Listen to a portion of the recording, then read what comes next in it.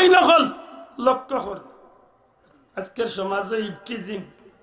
eve teasing বুঝিনি অর্থা নাই eve teasing পয়লা দিনই শব্দই গুনার বাদে কমাই গই ইফটিজিং কি তারে এর বাদে তুগাইতে কয়েকদিন বাদে বুঝলাম ইফটিজিং মানে খাউলা খাউলি কোনটা কোনটি বিরক্ত করা মাতুই না হলে আছে ইফটিজিংয়ের বিরুদ্ধে অপহরণের বিরুদ্ধে দর্শনের বিরুদ্ধে ইতার বিরুদ্ধে আমরা দেশ আইন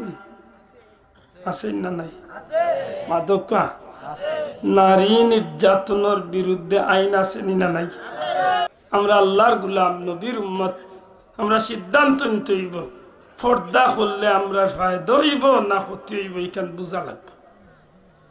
আল্লাহ আমরা উপরে ফরজ বিধান দিয়ে আমরা উপরে বুঝা দিছেন তো মাথা নেই বুঝা দিছ আমরা উপরে বুঝা চাপাইয়া দিছ না আমরা লাভ লাগি দিছ মা বোনের উপরে পর্দা ফরজ করে দিয়ে আল্লাহ তারা লাভ করছেন না ক্ষতি করছেন লাভ করছেন কারণ যে মহিলা পর্দার সহিত জিন্দগি চালাইব বাহ্যিক দৃষ্টিকোণ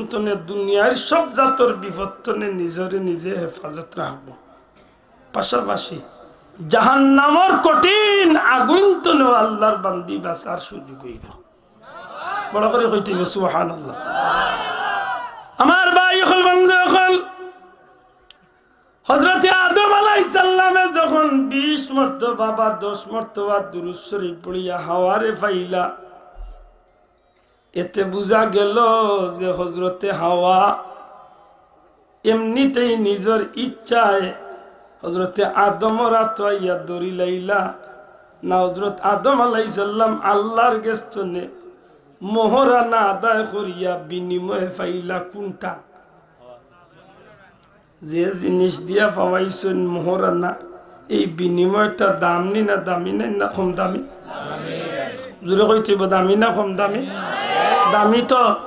দামি তো মূল্য